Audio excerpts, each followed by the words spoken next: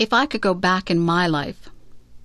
If I could go back in my life and do some things differently, this is what I would do. I would not waste so many hours in front of the television set. I would get out and enjoy my life rather than watching actors in shows. I would be a little more considerate of other people. I would realize that my mother has more to do than pick up after me. I would pay more attention in school. Tests are easier when you have paid attention rather than fooling around in class. I would save more money rather than spend it on useless things. I would read more. Reading is enjoyable, and it opens the doors into all kinds of wonderful places, both real and imagined. I would learn to play an instrument. Music is always appreciated if it is played well. I would eat better foods. I would try to stay healthy through my diet and exercise. I would take more pictures, and I would keep a journal. Memories are very precious. I would take the time to listen to what people have to say.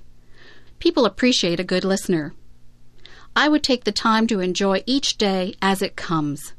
Sometimes I am so busy looking forward to what is coming up that I don't take the time to enjoy the day that I am living in. That's what I would do if I could go back in my life. In fact, I think I'll just make a habit of doing all of those things all through my life.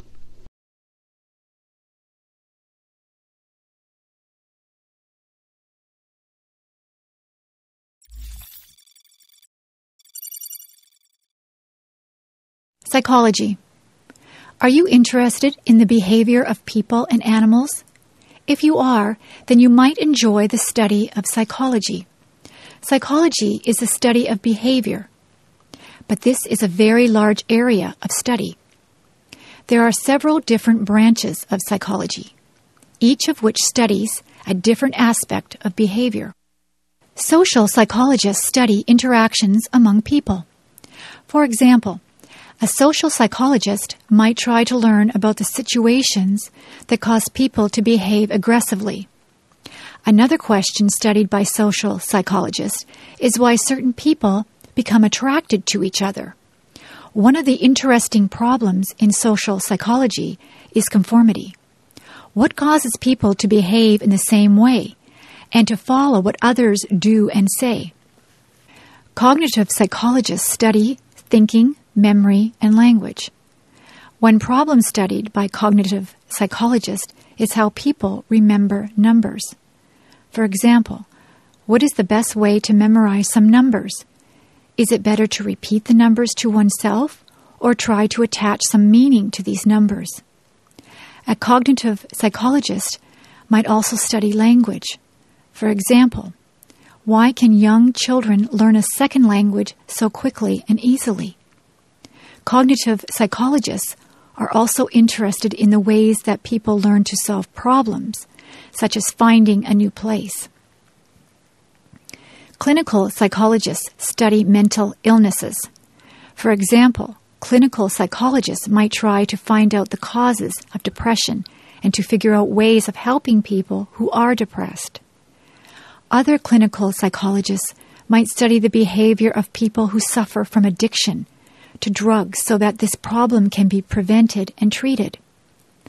Another topic of interest to clinical psychologists is violent behavior. It is very important to find ways of preventing violence and to change the behavior of persons who act violently. Some psychologists are interested in the measurement of psychological characteristics. For example, psychologists might develop tests to assess a person's intelligence, personality traits, or interests. These tests can be used to help people make decisions about education, occupation, and clinical treatment.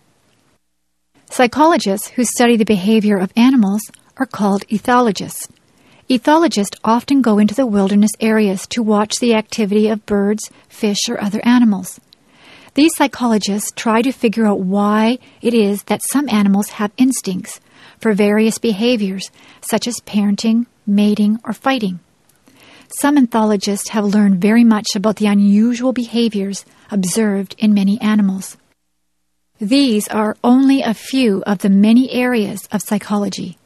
Truly, psychology is one of the most interesting areas of knowledge.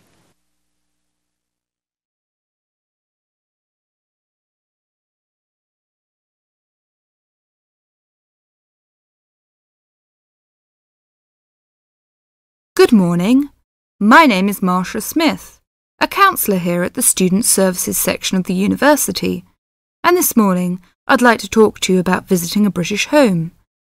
This may help you to cope well with your study and social life in Britain. There is a commonly quoted saying in Britain, "An Englishman's home is his castle," which sums up the importance we give to our own bit of private territory. If you are living in a British home, or are invited to visit or stay with someone, it is important to act thoughtfully. For example, be punctual for meals and, if you know you have to miss one, let your host know as soon as possible.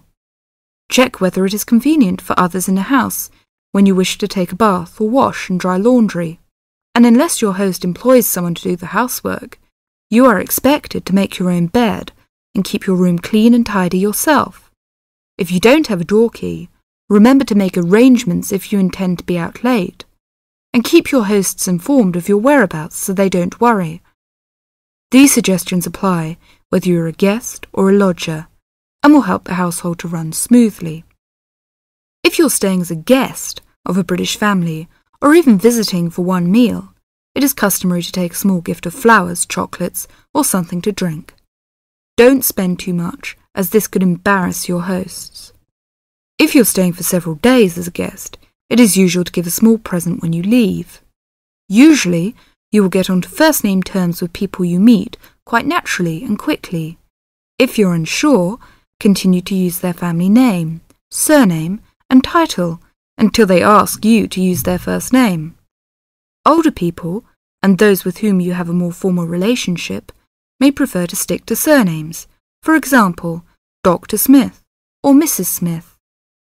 If you're going to eat with British people or to stay with a British family, you may want to know if there are things that they normally do or don't do at the table. Rather than worry too much about rules, you may like to watch other people and copy what they do. It also helps to understand a few customs first. Both at home and in restaurants, people normally wait until everyone has got their food before they start eating. However, they will start before this if someone says, "Please don't wait," or "Don't let it get cold." When people have started, they keep their cutlery, knives, forks and spoons on the plate when they are not using them, and leave them on the plate when they finish the course. For each course, different cutlery is used. You may also notice that people don't usually spend much time at the table talking, drinking and smoking. In fact, after dinner at home, it's fairly common for everyone to leave the table together and have coffee in the living room. If you are staying with a family or visiting informally, it's usual to offer to help with household chores, for example, clearing the table and washing up the dishes after a meal. Even men are expected to offer, though you may not be accepted.